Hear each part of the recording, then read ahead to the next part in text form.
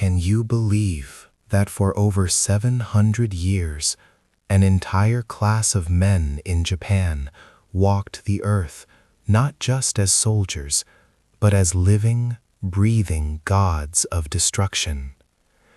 They were granted the ultimate, terrifying privilege, the right to judge, the right to execute, and the legal, binding permission to draw their sword and cut down any commoner who dared to show them disrespect. This wasn't some historical footnote we skimmed over in school. This was the foundational, steel-reinforced nightmare of ancient Japan, and it dictated every single breath taken, from the highest noble to the lowest rice farmer. Forget everything you thought you knew about honor and glory, because the story of the samurai is not a tale of meditation and cherry blossoms. It is a story soaked in blood, fueled by impossible demands, and ending in a catastrophe no one, not even the shogun himself, could stop. We are not talking about simple warfare here. We are talking about a psychological and physical system so brutal, so meticulously crafted, that the moment a samurai child was born, their life was already forfeit to the code of Bushido. Imagine waking up every single day knowing that your very existence is a walking, talking challenge to the universe, a challenge that demanded perfection in battle, discipline in peace, and a readiness for the most agonizing public death ritual history has ever invented. The weight of the katana wasn't just metal and lacquer. It was the entire burden of Japanese society strapped directly onto their hips, a crushing load of expectation that broke more men in peacetime than any enemy arrow ever could. They called it Bushido, the way of the warrior, but it might as well have been called the path of absolute terror. Every aspect of their lives, from the way they tied their sandals to the precise angle they held their tea bowl, was governed by a hierarchy of death. Disobedience to a superior was death. Failure in battle was death. Even uttering the wrong phrase in the wrong court could summon the executioner's blade faster than you could draw your own. Can you fathom a world where politeness wasn't just custom, but a matter of immediate, terminal survival? This was the world of the samurai, and their shadow stretched across Japan for centuries.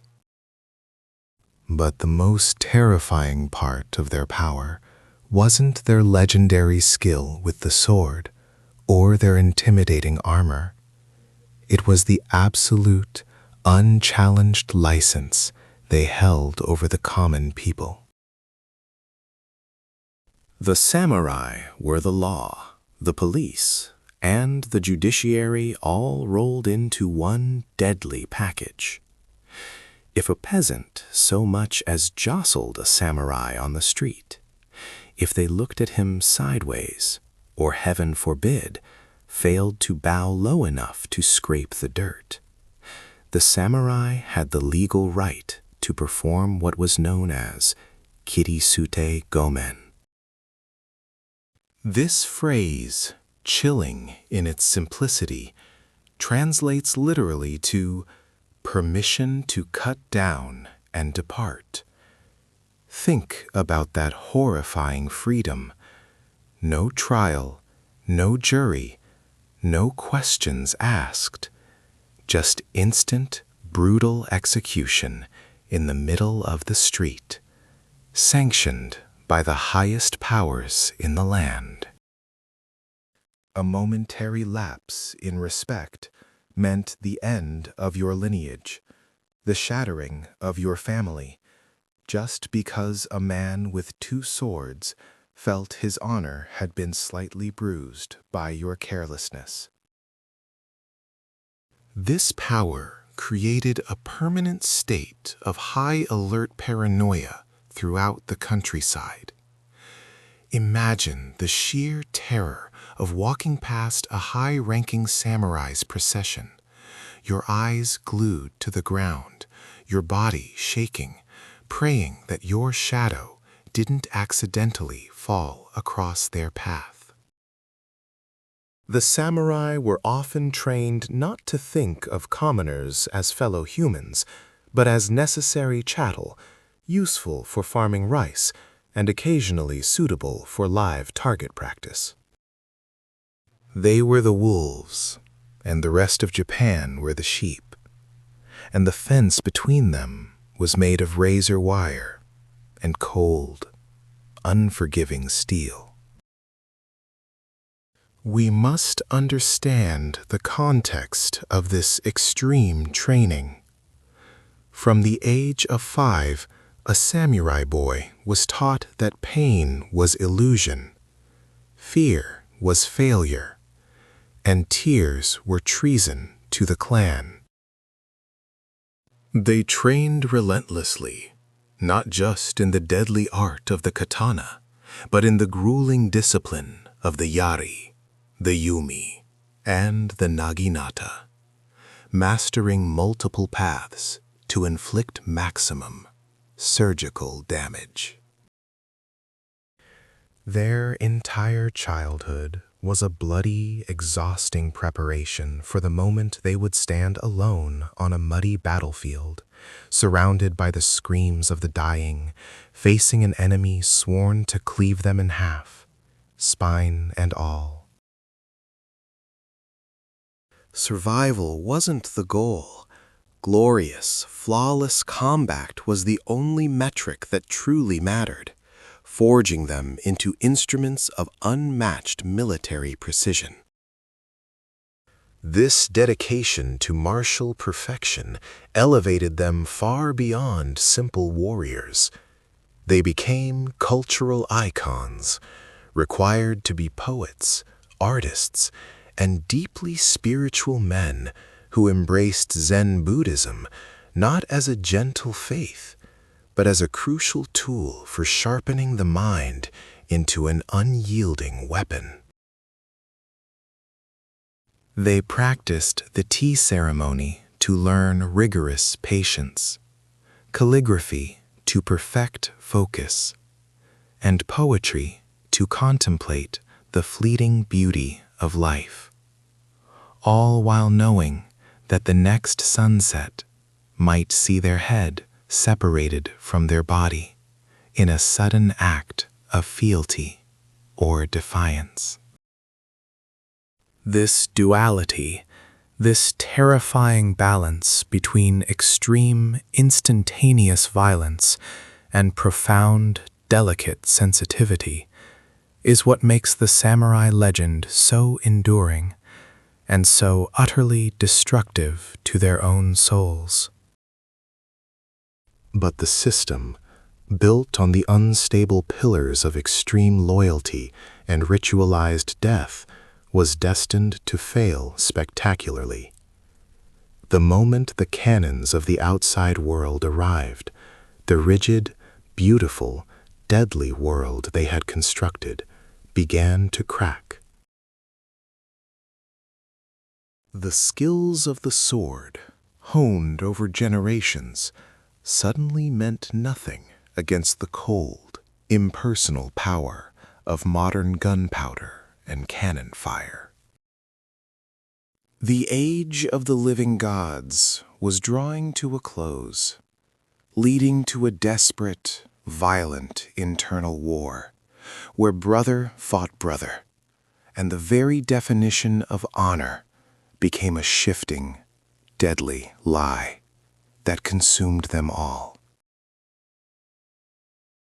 This is the story of how they lived, how they ruled with an iron fist, and the catastrophic, blood-drenched finale that ripped the samurai class from the face of the earth forever. Prepare yourselves, because the truth behind the legend is far darker than you ever imagined. Imagine stepping outside your humble peasant dwelling, your entire existence dedicated to back-breaking labor and avoiding notice. Every single shadow, every sudden rustle of silk held the potential for absolute, instant annihilation. This wasn't just fear. This was the raw, paralyzing certainty that your life could be extinguished faster than a flickering candle simply because you bumped into the wrong person, or, perhaps, didn't bow low enough. The terrifying legal mechanism that underpinned this systemic oppression had a name: kiri soothe gomen. Literally translated, it means permission to cut down and depart. This wasn't an unspoken rule whispered in the dark corners of the villages. It was enshrined, undisputed arbiters of life itself. It meant that if a member of the warrior caste felt their dignity was sufficiently insulted, if they perceived the slightest infraction, be it a glare, an improperly worn hat, or even a slow reaction time in moving out of their way, they possessed the absolute, undeniable right to draw their blade and reduce the offender to a bloody, unrecognizable heap on the cobblestones. No trial, no jury, no appeal. Just the swift, horrifying finality of highly polished steel. The shogun's law had essentially armed every single samurai, regardless of rank or sanity, with a legal license to commit murder on demand, provided the victim was merely a commoner. Look closer at the man walking past you. He doesn't just carry one sword, he carries two. The daisho, the long, curving katana, and the shorter, devastating wakizashi were not mere weapons. They were the physical manifestation of his soul and his license to kill, his very identity etched in tempered steel. Only the samurai were permitted this lethal duality. Everyone else, the farmer, the artisan, the merchant, the doctor, was legally disarmed, utterly helpless against this walking engine of violence. Their two swords were their birthright, their badge of ultimate power, and your immediate death sentence. The long sword dealt the decisive blow. The short sword was often used for the more intimate, ritualistic acts, including their own desperate final end. But its presence was a constant reminder of their supreme status. The psychological chasm separating these classes was not built on money or land. It was built on the millions of potential severed heads throughout history, guaranteeing compliance through sheer generational terror that flowed in the very rivers of the land. Imagine the sheer, crippling anxiety of a prosperous merchant, rich in rice and silk, yet forced to grovel in the dust before a young, arrogant samurai, barely old enough to handle his own payroll. If that samurai was having a bad day, or perhaps merely testing the edge of his new, terrifying sword. The merchant's entire accumulated wealth meant absolutely nothing. The law protected the samurai, always, providing a blanket immunity that shielded them from any meaningful consequence. The justification offered to the public was simple and chilling: maintaining the warrior's honor, the ultimate societal imperative that superseded the value of any commoner's life. But let's strip away the flowery language of honor and truth. This rule existed purely to enforce an ironclad hierarchy, ensuring that the 90% of the population remained servile, docile, and crucially, always looking down at their feet, lest they catch the eye of their tormentors. The slightest movement that could be interpreted as disrespect, failing to dismount from a horse when a samurai passed, or even daring to stand too tall, was enough to provoke a fatal judgment that would echo through the entire community. Peasants developed a sixth sense for avoiding the warrior class. They didn't see heroes and their gleaming armor. They saw walking natural disasters, personifications of random, unbridled destruction. They would melt into alleyways, hide behind shop stalls, anything to escape the path of the daisho. It was a daily, high-stakes game of hide-and-seek, where the penalty for being found was not humiliation or a fine, but immediate, brutal decapitation. And here's the twisted irony. The samurai, supposedly the epitome of discipline, often abused this right, not out of a grave, legitimate insult, but out of simple boredom, social frustration, or the numbing effects of cheap rice wine. A quick slice in the middle of a bustling market served as a horrifying reminder to everyone present that their lives were disposable accessories to the samurai's fragile, pampered ego. This constant, low-grade, suffocating fear permeated every institution, every commercial transaction, and every solemn family meal. Children were taught from infancy not nursery rhymes, but terrifying survival doctrines. Look down, be small, be silent, move quickly. Now you might be asking, was there any accountability? Technically, yes. The samurai was required to prove the deceased had committed a grave insult after the fact. But who judged this crucial proof? Other samurai, his peers, his clan members, or the shogunate's local administrator, all members of the same protected class. The entire legal system was meticulously designed to self-protect, ensuring that the commoner was always deemed at fault.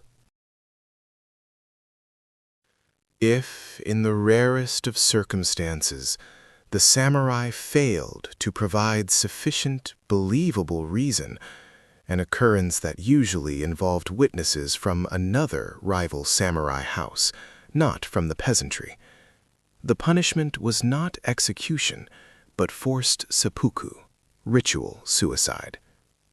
This maintained the facade of honor and internal management, while ensuring the warrior class remained clean of peasant judgment and centralized power. For the common folk, the verdict was always the same: guilty of being in the wrong place. For the common folk, the verdict was always the same: guilty of being in the wrong place at the wrong time. The terror was absolute, crippling their ability to organize or even speak out against the injustice. The stories they whispered in the dark corners of their tiny homes were not of brave duels and poetic loyalty, but of the random, senseless butchery that could shatter a community in an instant, leaving behind shattered families and a chilling, universal understanding. This could be me tomorrow, and no one would lift a finger to mourn or avenge me. This wasn't just immense power. It was divine, unchecked authority, manifesting daily in the terrifying clang of steel and the sickening smell of fresh blood staining the dusty road. This was the dark, unromanticized foundation upon which the celebrated concept of Bushido, the way of the warrior, was truly built. While the code preached loyalty, integrity, and martial perfection, its practical application often served as a convenient cloak for legalized murder and extreme social control. We are about to dive into the very fabric of that code and what it truly demanded of a man who was simultaneously the nation's elite protector and its most terrifying, unchecked predator. Get ready, because the relentless, dehumanizing training that forged these walking weapons was arguably more brutal than the sudden, horrifying deaths they so casually inflicted. If you think the samurai simply picked up a blade at age 18 and suddenly became a master, you are dangerously mistaken. The crucible began in childhood, often before the boy even understood the true weight of the katana he would eventually carry.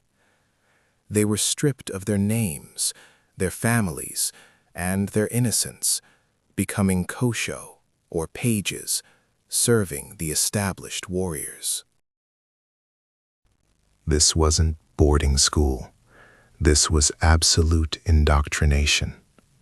The goal was to erase the self and replace it with absolute, unwavering loyalty to the clan and the master. Every single personal desire, every youthful curiosity was crushed under the weight of unrelenting expectation and physical abuse, designed not to nurture, but to shatter and rebuild. Imagine sitting motionless in zazen for days, your legs screaming in agony, your mind desperately searching for relief, only to find the cold, hard stare of your instructor, promising swift punishment for the slightest twitch of your eye. Sleep was a luxury reserved for the dead, and food was rationed barely enough to sustain the grueling physical regimen that pushed the body past the point of collapse. They trained in all seasons, shirtless in the biting snow, or performing endless, brutal drills under the suffocating summer sun, often carrying impossibly heavy armor or weapons until their muscles simply failed them. This wasn't about building muscle. It was about destroying the body's natural limits and forging resilience through pure, agonizing repetition, teaching them that pain was merely a signal of weakness they must ignore. But the true terror was the weapon training itself.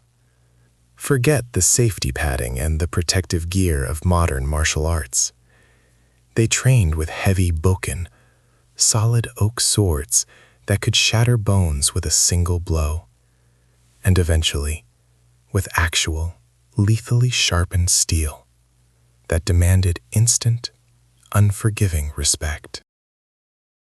Every sparring match was a genuine flirtation with catastrophe, because the instructors demanded perfection immediately, viewing hesitation as treason. If you faltered, if your foot placement was off by an inch, or if your guard wavered for a millisecond, the resulting injury was permanent, a brutal lesson etched into your flesh as a reminder of incompetence. The philosophy was chillingly simple. If you couldn't take a crippling blow from a training weapon, you certainly wouldn't survive a real battlefield encounter. Failure meant shame, pain, and sometimes a sudden, permanent end to the training entirely. A terrifying prospect for a young man whose entire future depended solely on the razor-sharp edge of his commitment. This wasn't merely physical conditioning. It was a deep psychological reprogramming designed to achieve mushin, the state of no mind. They had to react without conscious thought, to become the perfect, silent killing machine, devoid of fear or, crucially, mercy. Any trace of hesitation, any flicker of human empathy was violently purged from their spirit until they became pure, concentrated will. They were constantly reminded that the world was divided into two types of people: those who possessed the right to kill without consequence, and those who deserved to die for the slightest offense. The commoner was merely an obstacle, a test subject for their new power, a justification for the endless agony they had endured in the dojo. This systematic dehumanization of the lower classes was the final, critical step in their formation. The peasant walking the road was not a person. He was the living embodiment of the social hierarchy that granted the samurai absolute, divine authority over life and death, an authority they must constantly assert to justify their own existence. And while we often romanticize the honor element, let's talk about the hard, unforgiving economic reality that underpinned this terrifying existence. The samurai received a stipend, measured in koku, bales of rice, paid by their daimyo, or lord. This was the lifeline. This was their entire wealth and social standing, and its loss meant absolute destitution. Losing your place, failing your master, or showing even a hint of cowardice wasn't just a loss of face. It was instant, catastrophic financial ruin for your entire lineage, forcing your family into the very poverty you were supposed to protect them from. The fear of being stripped of their status and reduced to a ronin, a masterless, wandering outcast, was a motivator far more potent than any abstract concept of duty or devotion. A ronin was a ghost, a pariah, often forced into banditry or extreme poverty, living a life of desperate shame, always looking over his shoulder for the authorities or for other warriors eager to prove their superiority.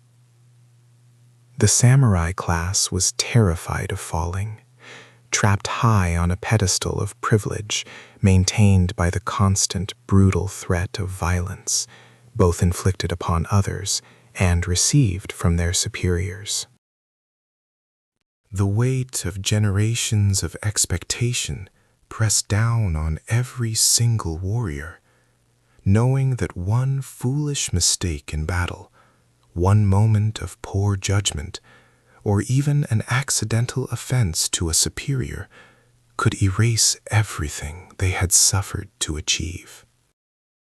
Now let's talk about the instrument of this terrifying power, the katana. This wasn't just a sword, it was the sacred embodiment of the samurai's soul and status, treated with reverence bordering on religious awe. Forge welded through thousands of meticulous hammer strokes, folded over and over to achieve that impossible sharpness and flexibility. The blade was truly a marvel of deadly engineering that few modern materials can truly replicate. It was engineered not just to cut, but to cleave through bone and sinew with terrifying surgical precision, making quick, clean executions a terrifying reality.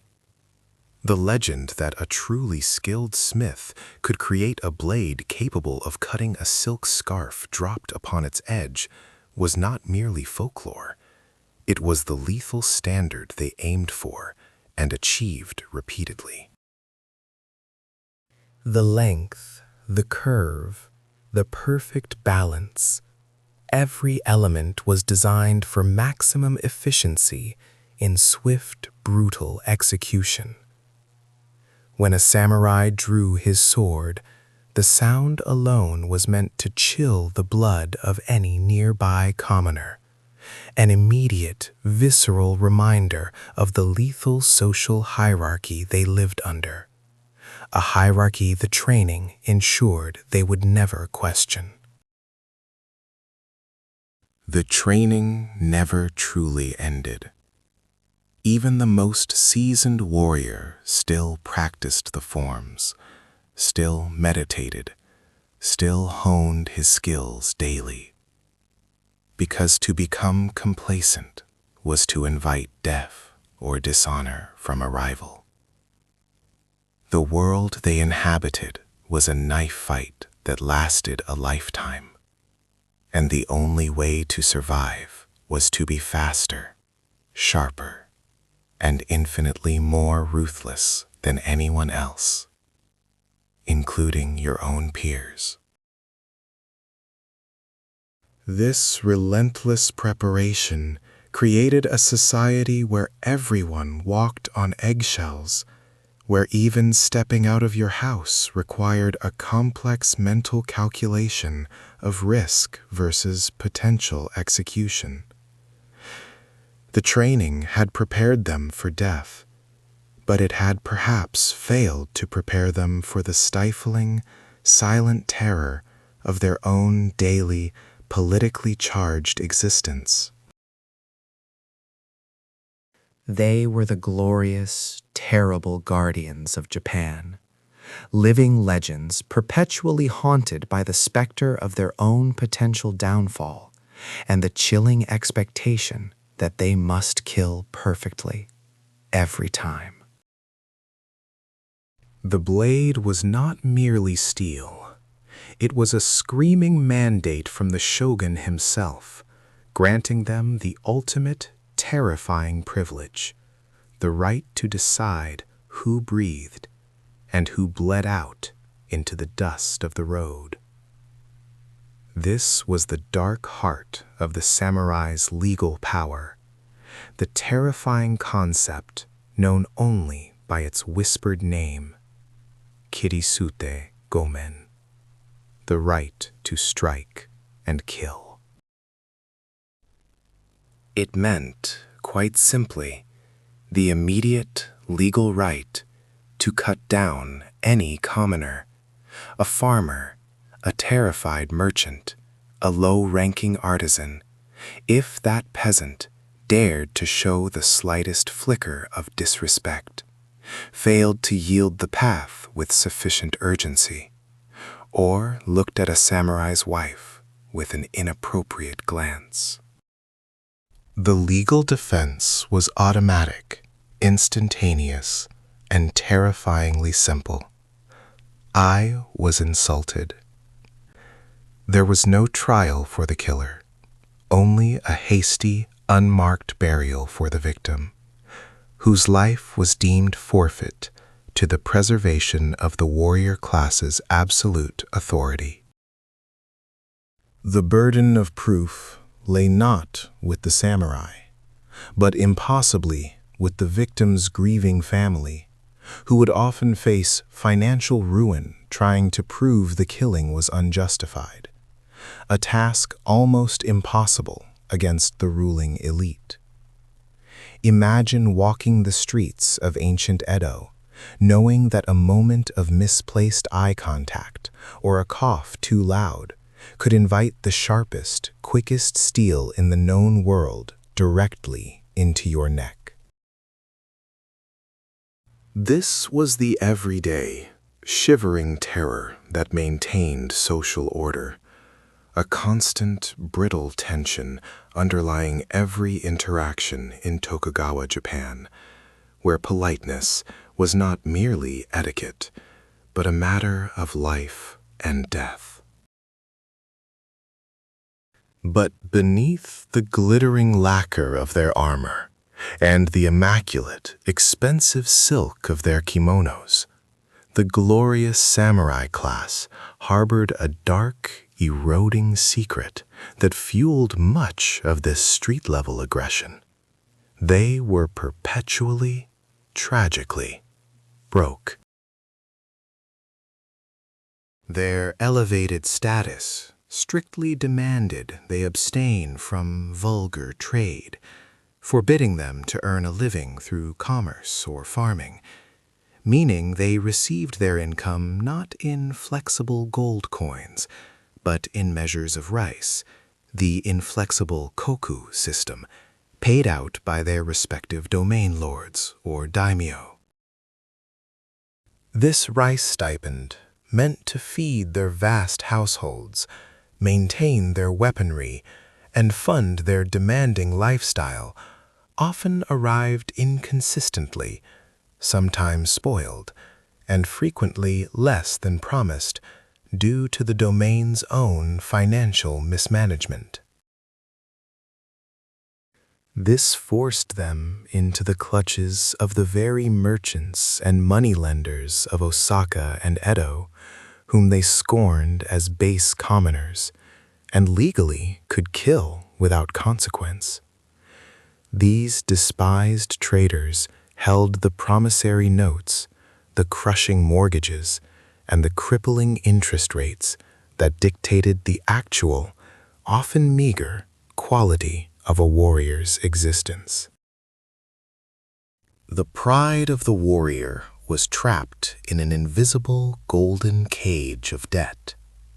A samurai might have the legal divine right to execute a rude peasant, but he was powerless to execute the silent, impeccably polite debt collector standing outside his gate, demanding payment for his wife's dowry or his new razor-sharp katana polish. This economic subservience was a festering, agonizing wound on the warrior's soul, fueling the very aggression they often displayed on the public roads. They were frequently killing commoners not just for minor disrespect, but for the unbearable, suppressed shame of owing them money and being powerless to stop the rising tide of their own financial ruin. The tension was so thick you could carve it with a wakizashi. Imagine the psychological toll. You are legally authorized to kill anyone who offends you, yet you must navigate a world where your own status is constantly questioned by unseen forces like inflation, poor harvests, and exorbitant interest. This wasn't just physical readiness. It was a perpetual state of mental warfare, a paranoia that required absolute perfection. A true samurai could never truly relax. Every movement, every gesture, every nuance of speech had to be meticulously measured, not just to uphold the abstract concept of honor, but to survive the terrifying economic and social minefield they inhabited. The greatest disgrace was not dying bravely in battle, but losing one's status, losing the stipend, becoming a non-person, a shadow of the glorious warrior class, forever exiled from the rigid, suffocating structure that both protected and defined them. When a domain failed, or a lord, daimyo, fell out of favor with the shogunate and had his lands confiscated, thousands of warriors were instantly severed from their only source of income and cast ruthlessly adrift. They became the ronin, the wave men, masterless wanderers, the walking, talking existential crisis of the entire samurai system. These were not merely unemployed men. They were highly trained, battle-hardened killing machines with nothing left to lose. Their specialized skills too dangerous to simply ignore. They became the ultimate loose cannon, a constant, terrifying shadow army roaming the countryside, often resorting to banditry, mercenary work, or selling their terrifying expertise to criminal organizations or rival domains. The shogunate feared the ronin more than almost any foreign enemy, because they were the rigid system turned violently against itself, armed with the very code they were now forced to betray simply to obtain their next meal. Every true samurai knew that failure, whether economic collapse or martial disgrace, meant a short, sharp walk into the abyss of masterlessness. The crushing pressure to maintain status, the necessity of absolute adherence to the rules of etiquette, and the debilitating weight of debt forged a personality that was both rigidly controlled and terrifyingly explosive. They were the glorious, terrible guardians of Japan, living legends perpetually haunted by the specter of their own potential downfall and the chilling expectation that they must kill perfectly every time. The blade, already stained with the blood of legal privilege, was always ready to spill more, simply to keep the fragile, terrifying world spinning on its axis. The commoner didn't just fear the samurai, they feared the space around the samurai, a lethal, invisible perimeter where a wrong glance, a clumsy movement, or even the scent of disrespect could instantly turn a living man into a corpse on the dusty road. This was the ultimate, horrific asymmetry of Tokugawa Japan. The life of 1,000 farmers was worth less than the fleeting moment of annoyance felt by a single man wearing 2 swords. But the terror lay not just in the act, but in the justification. Kirisute gomen, literally to cut down and go, was not an excuse for random slaughter, but a carefully codified privilege that treated the lower classes as little more than human speed bumps obstructing the dignity of the warrior class.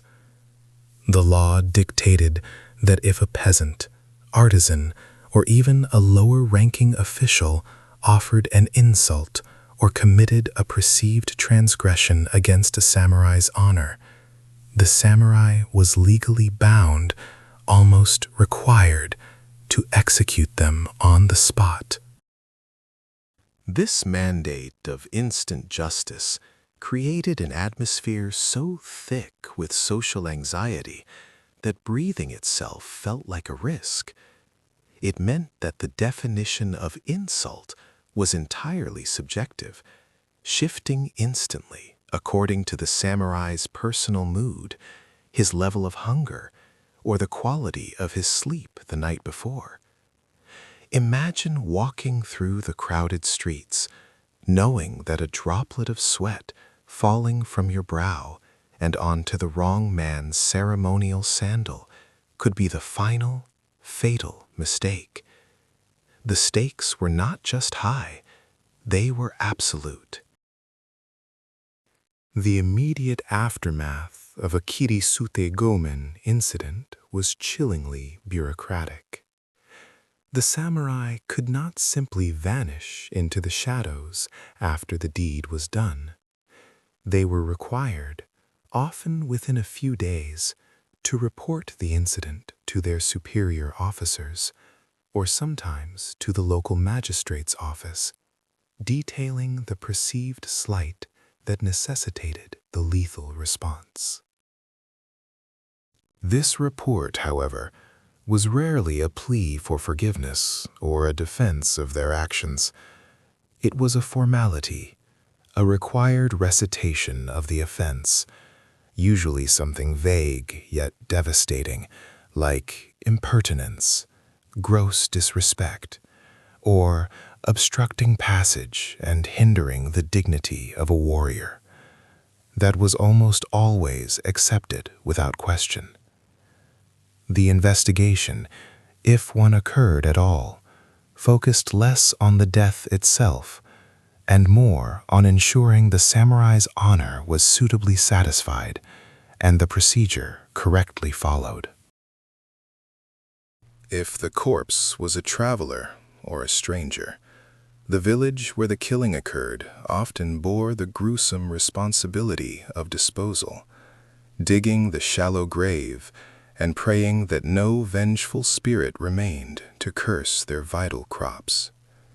Sometimes, if the victim was a local, their family might be allowed to claim the body, but they were simultaneously forbidden from displaying any public grief or seeking retribution, under the penalty of suffering the exact same fate themselves.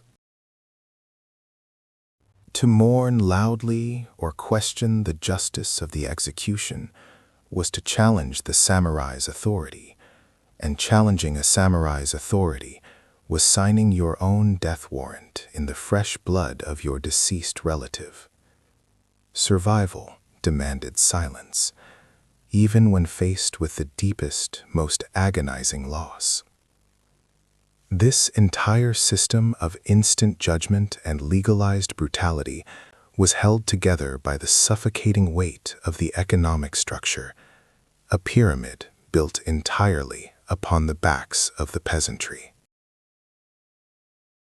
The samurai, though the undisputed ruling class, were essentially salaried employees of the shogun or their local daimyo, paid not in currency, which was unstable and subject to debasement, but in koku, bales of rice, the measure of life itself.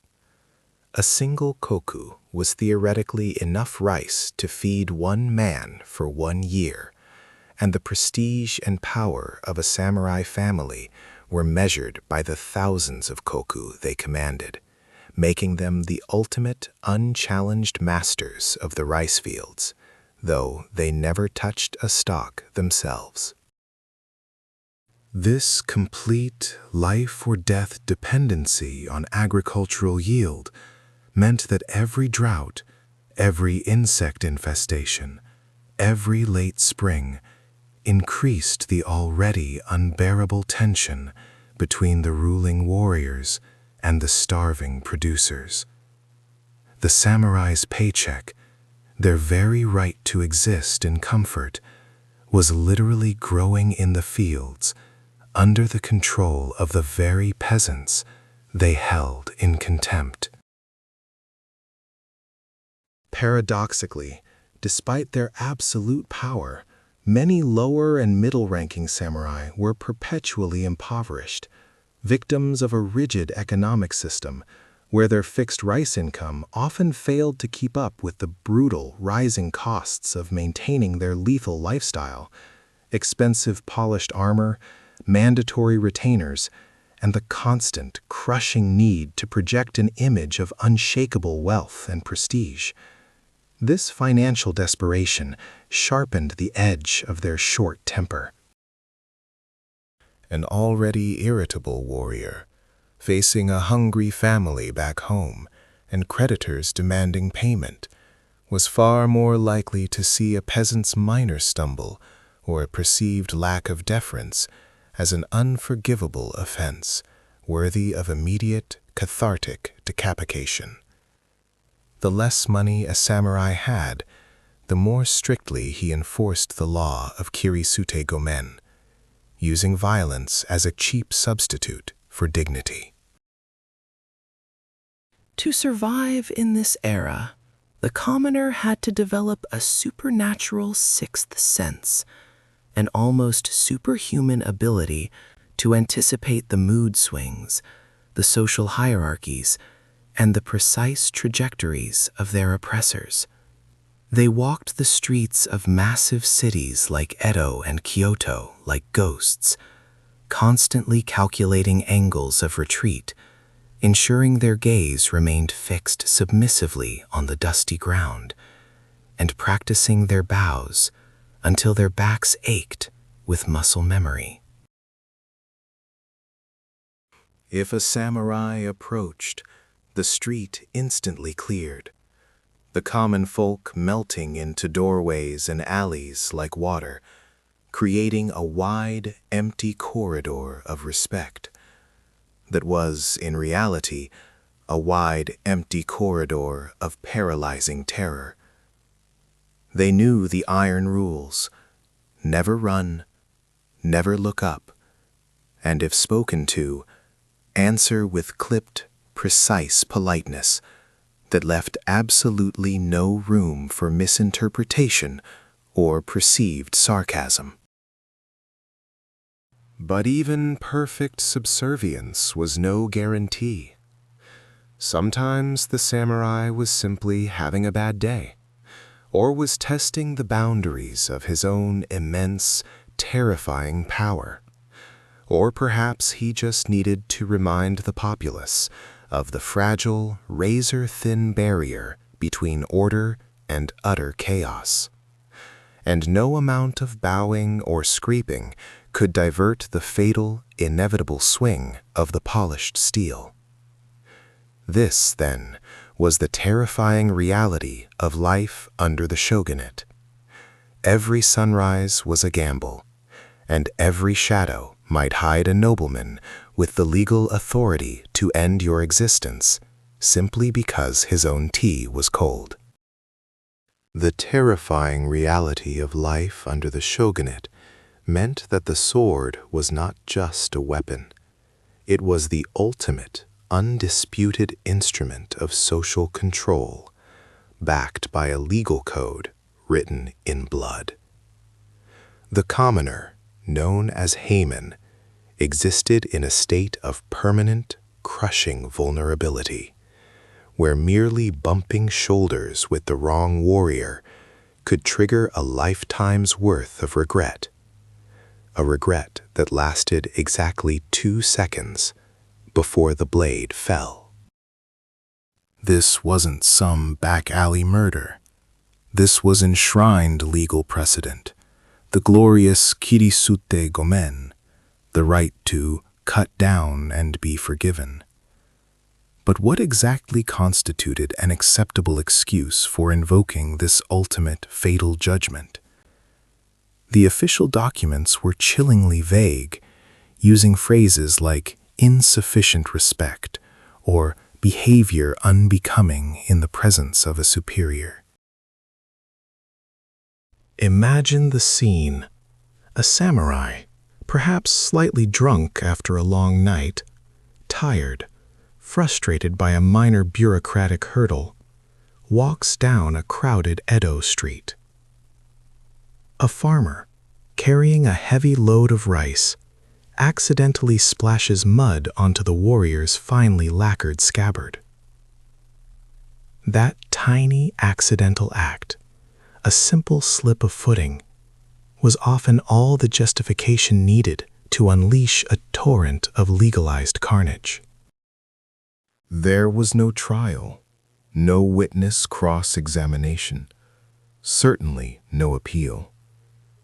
The samurai didn't need to check his ledger or consult a law book. His feeling of being disrespected was the law. The commoner's life was extinguished, not because he committed a crime, but because he inconvenienced a man whose value was considered infinitely greater than his own. Now, some might argue, surely there were some checks. And yes, officially there were. After exercising the right of kirisute gomen, the samurai was technically required to report the incident to his local superior, the daimyo, or the shogunate administrator. This was supposed to be the safety valve, the moment when accountability entered the picture. But let us be brutally honest about the reality on the ground. This report was rarely an investigation. It was a formality, a rubber stamp on a death certificate already signed by the sword point. The samurai simply had to present the body or the relevant witnesses, usually terrified subordinates, and state with cold authority the reason for the execution. If the victim was clearly a member of the lowest class, a farmer, an artisan, a merchant, or worse, one of the outcast hinin, the review was instantaneous. The samurai's honor and convenience outweighed the life lost 1,000,000 times over. The only time a warrior truly faced serious trouble was if he accidentally killed another samurai or a high-ranking official's servant. That was crossing the line of class, not just the line of life. This constant, invisible threat fundamentally restructured the way commoners moved, breathed, and existed in public space. They were taught from birth, a terrifying, ingrained instinct, to recognize the signs of approaching status. The distinct clack of wooden geta on the pavement, the rustle of expensive silk, the sheer physical space a samurai commanded, all were signals that demanded immediate, absolute deference.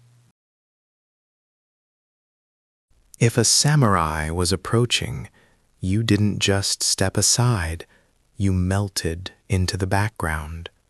You lowered your gaze so profoundly that you were essentially staring at your own feet. You were required to adopt an attitude of non-existence, to become an invisible piece of the landscape, lest your very presence be interpreted as an act of insolence. Imagine the physical toll, the psychological weight of living every single day under the assumption that your life was worthless unless actively proven otherwise. Merchants learned to bow so deeply their foreheads almost scraped the dirt, practicing the art of extreme humility until it became a second, desperate nature. And yet, even within this system of terrifying privilege, there was a dark, psychological toll on the warriors themselves.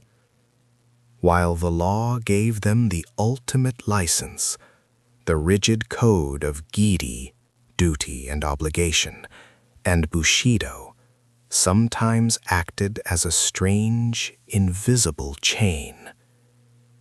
They couldn't just slaughter indiscriminately without risking the ridicule of their peers or the suspicion of their superiors that they lacked self-control. A samurai who constantly resorted to kirisute gomen for trivial offenses might be deemed unstable, a liability, someone unable to manage his own temper, which was a fatal flaw in a warrior who preached discipline above all else. So the decision to draw the blade was calculated, terrifyingly cold, and often designed not just to kill the victim, but to send an absolutely undeniable message to everyone watching. It was a performance of power, a brutal public demonstration of hierarchy.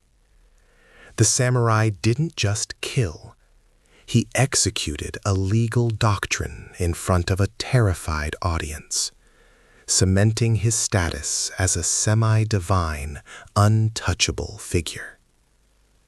The commoner's blood wasn't just spilled, it was a ritual sacrifice on the altar of the Tokugawa order. This incredible imbalance of power created an impossible paradox for the rising merchant class. They held the true wealth of Japan, the silver, the gold, the rice, yet they possessed absolutely no legal defense against a penniless warrior whose only asset was his steel and his name. They were the fattest, easiest targets for insult, extortion, and sudden, violent death. Their money bought them beautiful kimonos, lavish homes, and exquisite food, but it could not buy them the one thing they truly needed, the right to walk upright. The tension between economic power and military authority was a coiled viper ready to strike, defining the very essence of urban life in Edo and Osaka. Every transaction, every negotiation, every stroll through the market was a calculated risk, a dance with death performed by those who controlled the economy, but not the legal right to survive. The cold steel of the katana was the final, non-negotiable currency of old Japan, and the commoner paid the price every single day. The cold steel of the katana was the final, non-negotiable currency of old Japan, and the commoner paid the price every single day. But what precisely was the tariff? What infraction was so grievous, so utterly unforgivable, that it warranted the immediate, decisive removal of a peasant's soul from his body? It wasn't merely murder. It was the chilling, codified principle known as kirisute gomen, the right to cut down and depart. Imagine walking the dust-choked roads of Edo, your back perpetually hunched, your eyes glued to the earth. A slight shift in the wind, a sudden clatter of wooden sandals, and your heart leaps into your throat, because they are coming. The samurai procession was not just a passing inconvenience, it was a rolling tribunal, a momentary court, where the only verdict was instant decapitation if you failed the impossible test of invisibility. The slightest perceived slight was all it took. Did your gaze linger too long on the noble crest? Impudence. Did you fail to scramble into the muddy ditch fast enough when the Lord's palanquin approached, blocking the passage? Did your wretched, poverty-stricken smell offend the delicate nose of a passing warrior? Believe it or not, even that was grounds for immediate, terminal judgment. These weren't abstract threats.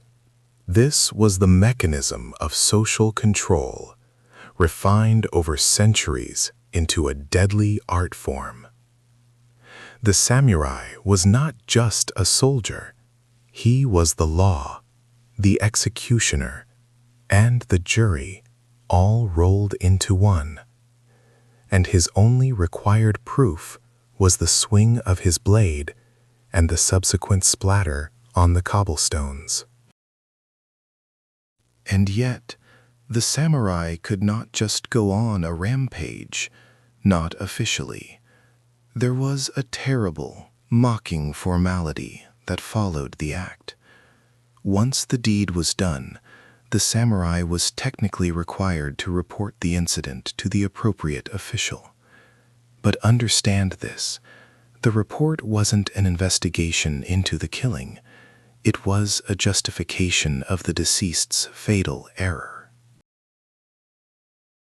He would stand before the magistrate, often another samurai, and calmly explain, "This farmer, he dared to brush against my sword scabbard, a grievous insult to my lineage and the authority of the shogun. Or perhaps, this merchant woman failed to bow deeply enough, thereby questioning the hierarchy decreed by heaven itself." The dead man could not testify.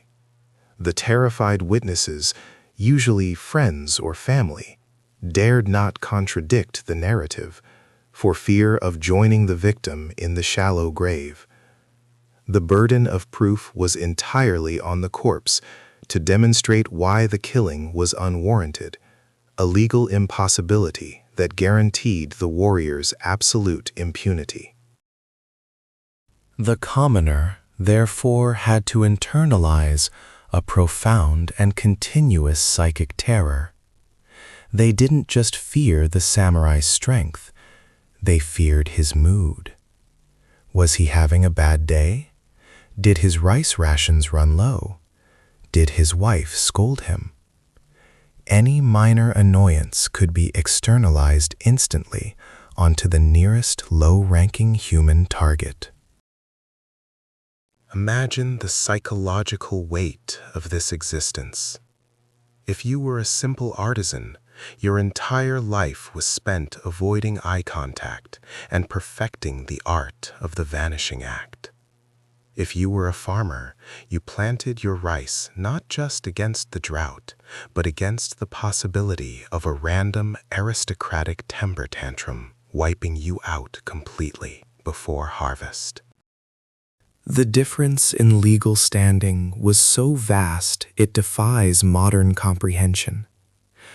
If a commoner, in desperate self-defense, lifted a tool or a stick against a samurai, it was not merely assault. It was treason. It was rebellion against the entire ruling structure. And the consequences extended not just to the attacker, but often to his entire extended family. But if a samurai killed a commoner, it was usually nothing more than the replacement of a worn-out sandal, a bureaucratic inconvenience, a piece of paperwork to file before dinner. The very act reinforced the core message of the shogunate. Your life is not your own.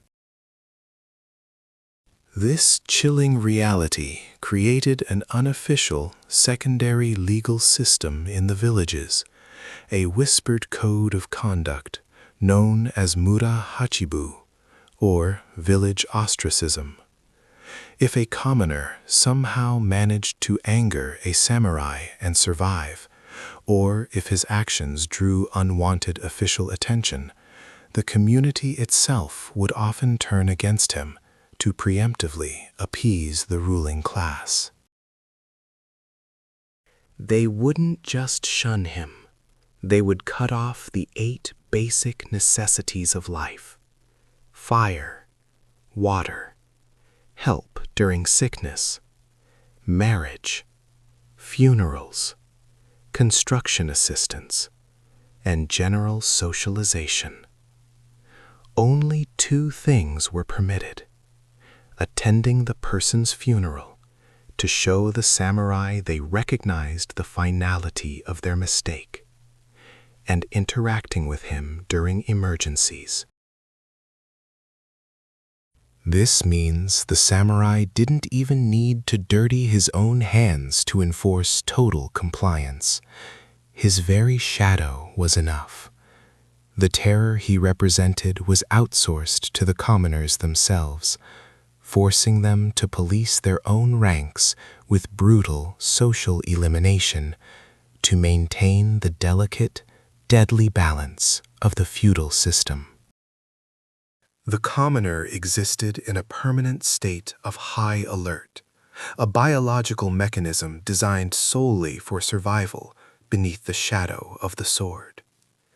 They learned to anticipate the samurai's needs, interpret their frowns, and disappear instantly when the metal hilt appeared. This wasn't respect.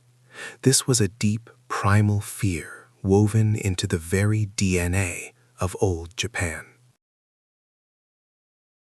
The true power of the samurai was not just the sword in his hand, but the legal structure that declared that sword the ultimate, infallible arbiter of human worth. The world was divided into those who owned the right to live and those who merely rented borrowed time, subject to immediate eviction. The tragedy was that the rent was almost always due. The air itself changed temperature when the daisho walked past, a shift not measured in degrees, but in the rapid, panicked drumming of commoner hearts. The very presence of the warrior class was a suffocating pressure, a constant, low-frequency hum of potential catastrophe that permeated every market street, every quiet rice paddy, every cramped tea house. The swords, the long katana, and the shorter wakizashi, the 2 souls of the samurai, were not merely tools of war. They were legal documents, binding contracts signed in blood, granting the bearer unilateral power of execution. The weight of that steel was heavier than any crown, symbolizing a lethal sovereignty that answered to no earthly judge, save perhaps the rigid, distant scrutiny of the shogun himself. These weapons, perpetually maintained to a surgical sharpness, were worn publicly, openly, not just as a display of preparedness, but as a chilling, daily reminder of the lethal hierarchy that underpinned the Tokugawa peace. Every commoner instinctively understood the geometry of death, represented by the scabbard's angle and the gleam of the polished lacquer. When a samurai entered a room, the world stopped rotating. Farmers dropped their tools, merchants froze mid-transaction, and even the lowliest street dog seemed to cease barking, sensing the shadow of authority and imminent doom. Eye contact was an invitation to the afterlife, a direct challenge to the established order that demanded instant, lethal correction under the terrifying doctrine of Kirisute Gomen. And while the common narrative often portrays this system as pure, unchecked madness, the terrifying truth was that Kirisute Gomen required some pretext, however flimsy, however grotesquely magnified by the samurai's fragile sense of honor. It wasn't just the right to kill. It was the right to judge and execute for any perceived offense against dignity or status, turning every mundane interaction into a high-stakes, life or death gamble. The offense could be microscopic: a peasant who failed to bow low enough, a child whose laughter was too loud, a craftsman whose critique of a poorly executed sword cut too deep into the warrior's pride. These were capital crimes, adjudicated and concluded in the space between one breath and the next. The system ensured not just respect, but absolute, crushing, existential terror. The chilling legality was the true horror. The samurai, having drawn blood and restored his injured pride, was rarely detained. He simply wiped the razor-sharp edge clean on the clothing of his victim, sheathed his weapon with an audible, chilling click, and continued his stroll, stepping over the fresh corpse as if it were a misplaced stone. The law demanded only a cursory report, a simple declaration that the commoner had committed disrespect and was duly dispatched, a bureaucratic footnote written in fresh blood. The victim's family, far from demanding justice, were often forced into silence, lest their complaints attract further, fatal attention. This constant proximity to instant death warped the commoner mind, transforming life into a performance of perpetual neurotic deference, a constant, terrified monitoring of posture and gaze. Yet, this system also placed an impossible mental burden on the samurai themselves. Their honor was a shield, yes, but it was also a hair trigger, forcing them to maintain an impossible standard of perceived perfection and control, lest their own reputation be stained by a failure to enact swift, brutal justice. Any perceived slight, left unpunished, eroded their standing within the rigid social hierarchy, leading to a constant, lethal vigilance. Bushido, the way of the warrior, theoretically demanded restraint, compassion, and justice. Yet the brutal reality of the Tokugawa period elevated status and instant power above morality. The ability to kill with impunity became the ultimate marker of class, overriding any gentle philosophical leanings contained within the ancient codes.